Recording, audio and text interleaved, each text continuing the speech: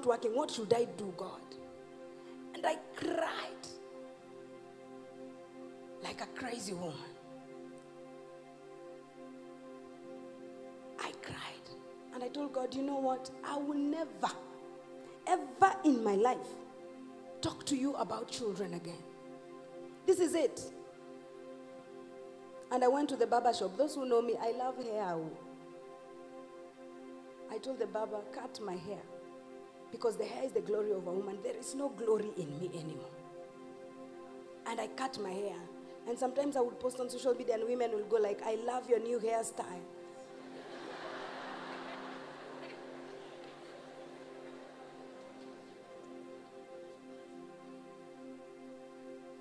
But inside of me, I was hurting. I was so wounded and I was so bitter with God. Because I would sing and say, Waweza, waweza Mwokozi, waweza.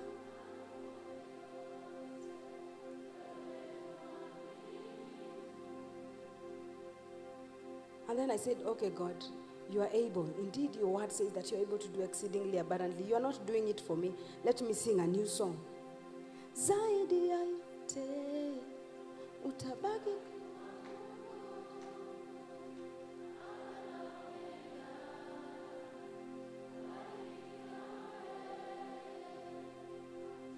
And I told God, I will keep serving you, but I will never test for pregnancy again. And my husband kept on going with me to the hospitals. And this doctor one day said, so let's try 6 months. 6 months ended. I said, doctor, this medicine I'm taking too much. Why am I not getting pregnant? He said, let's try another 6 months again. 6 months is too long. And every time my husband will say that there is grace in waiting. And I'm telling him, which grace? I don't have grace. It is not working for me. It's not my thing. It hit me so hard when some of my friends would do baby showers and they will not invite me. And it will kill me. And I will ask, why haven't you invited me for your baby shower? They're like, if we start discussing some things, they will hurt you. I'm saying, just invite me. I need to learn because my time will come.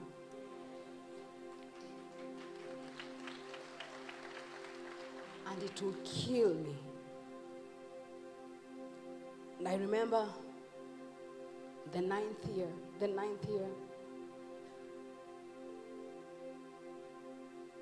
in May, we got an invitation to go to Tanzania to minister.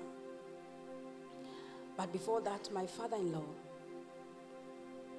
used to call us every time we'd get out of the country to go and minister and pray for us. So this day we went in the evening and he prayed for us. My mother-in-law is in the room tonight. My entire family is here tonight. They have walked the journey with us. And my husband and I, we had agreed that we will never discuss this issue of baby with our families. Because sometimes we would hear things. You know, when you go to the village, you hear things. And so, while we were about to leave the house, as we were putting on our shoes, my husband just turned to his dad and asked him, Daddy, if we get a baby, what should we call the baby? And the dad said, call him Mshindi. And I just looked at him like, why would you talk to dad about this issue? We have never discussed it before. And he said, I don't even know where it came from. And so we traveled to Tanzania. And when we traveled to Tanzania, we came back, and that week, our dad went to be with the Lord. It was the hardest season in our lives. He was the priest of our family. And I felt as if a piece of me had been taken away. I had a tour in the US That week I had to cancel it, did the burial, and decided now to go to the US the following week. In the plane, everybody was smelling. Tell your neighbor, smelling. In fact, the man that was seated next to me was literally smelling. Thank God for the masks. And I was craving for pilau. Sema pilau. When I arrived in America, I said, I want pilau. I ate pilau, and the pilau was not working for me. I vomited all of it. I went to the altar, and as I was singing, I asked for ice cubes and Doritos. Do you know Doritos? It's like crisps. And man of God is looking at me and asking, why are you eating crisps on the altar? I don't want to let it go. And the wife of the pastor said, I think you're pregnant. I laughed. I said, me pregnant? I've been waiting for pregnancy all these years. Today is when it's coming.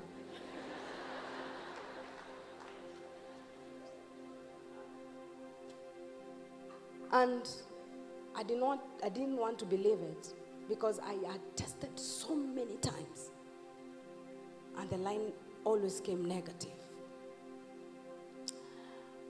My friend said, you have to test, because your character is just weird. I said, before I test, I want ugali and skuma in America. They looked for ugali and skuma, and I ate. And I vomited. She went and bought the pregnancy strip and brought it to me. I said, I cannot test it when you guys are here. I'll test it tomorrow. This was something so special to me. The following morning, I went to the bathroom. Just like kawaida, I remembered, they bought that strip. Let me go and try and test. Just try. I tested, and then I just put it up there, because the line was just the pink line. I just put there. And then I continued browsing. I went to the bathroom with my phone, and I was browsing. As I flushed the toilet and I'm about to walk out, I saw a line, a fading line. And I'm like, are you sure? I was so confused until I fell in the bathroom. I was so confused. I took a screenshot and sent to my husband. He was online. 1 second was 10,000 years for me. Hello? Unaona laini hiyo laini? And it's like,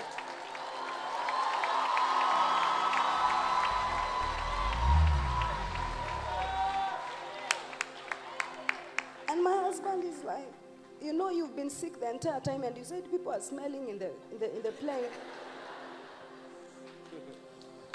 This is my friend. This is my friend.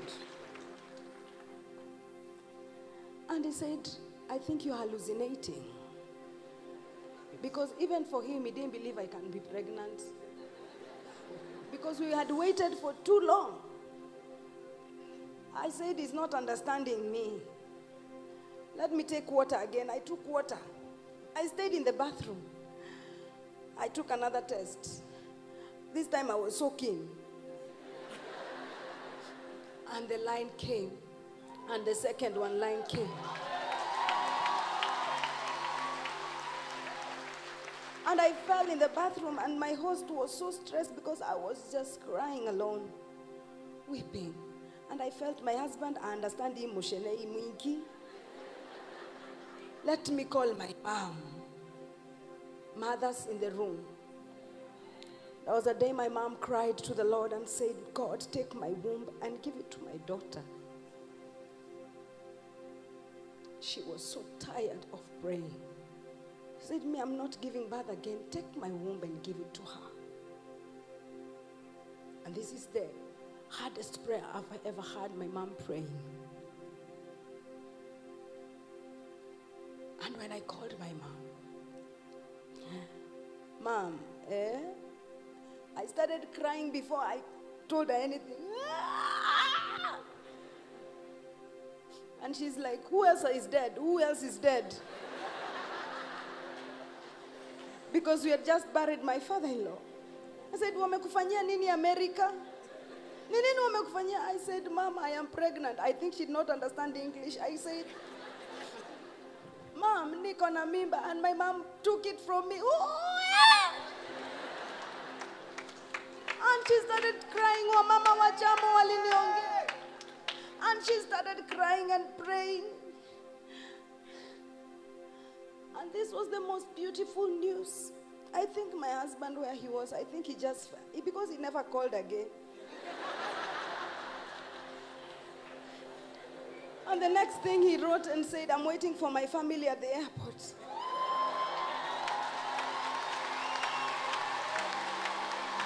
I did not continue with my tour in America.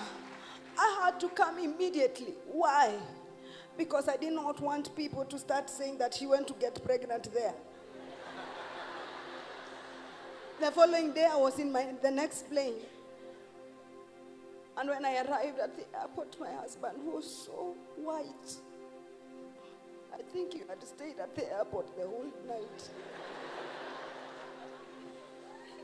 And I changed my walking style. I was walking like a pregnant woman.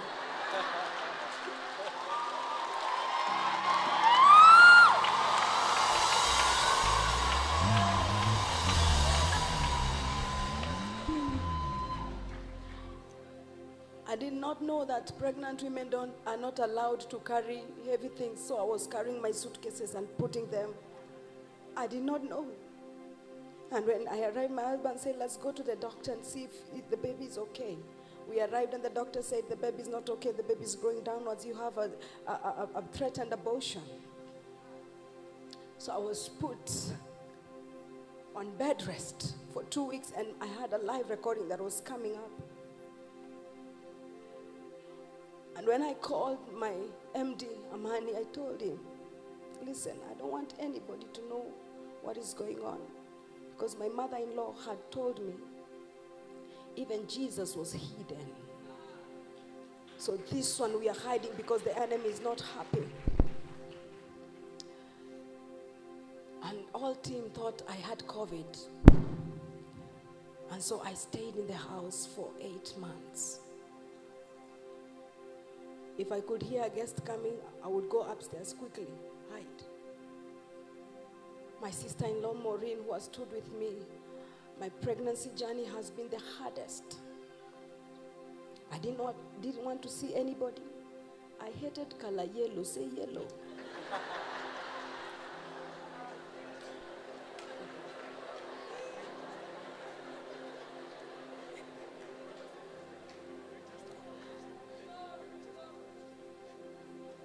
And the 9th month, 1 day to our wedding anniversary, Dr. Nyamu says that you are about to give birth.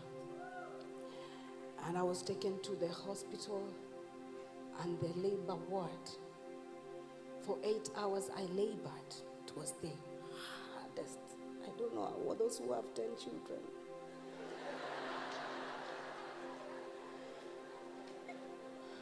Mama Rachel, I know you have many, I don't know how. And this man was there. This man, my friend. Even if I don't sing today, this is the only reason why we're here tonight, to say, see what the Lord has done.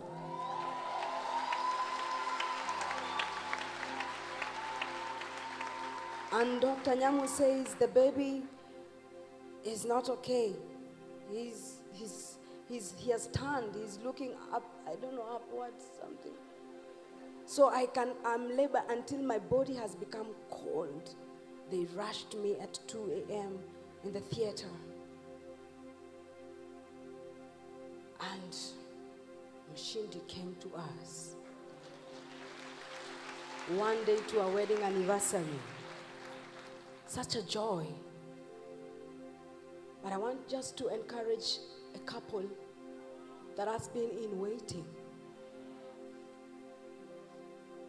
Men, some men leave their wives because of this. This man, You are my friend.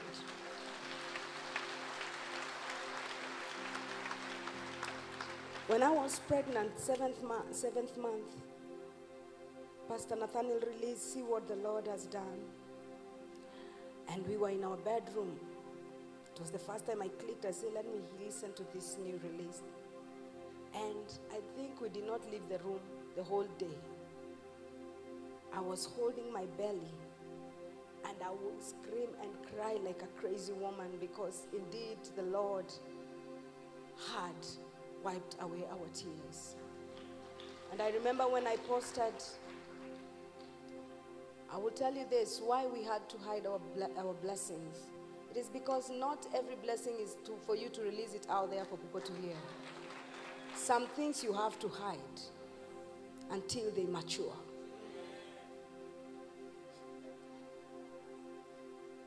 Is there a couple who is trusting God for a fruit of the womb here? Is there a couple? Is there someone?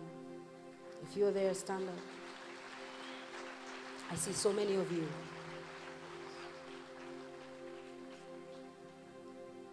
Trusting God for the fruit of the womb. Tonight, as you're worshiping, I don't need to lay any hands. I don't need to pray for you. But your faith has brought you in the presence of the Master. Our faith, let our faith ignite your faith. We are standing here as a testimony because Mungu ametuheshimisha. In front of everybody that thought we are barren. You might be barren in your business, it's not growing. I don't know where there is barrenness and drought in your life, but fruitfulness is coming. Like a tree that has been cut and seems as if it will never grow again, it will still tachipuka tena. Tonight, let there be something peculiar that will happen in your life. Honey, thank you. Thank you for loving me. You're the best husband in the entire world.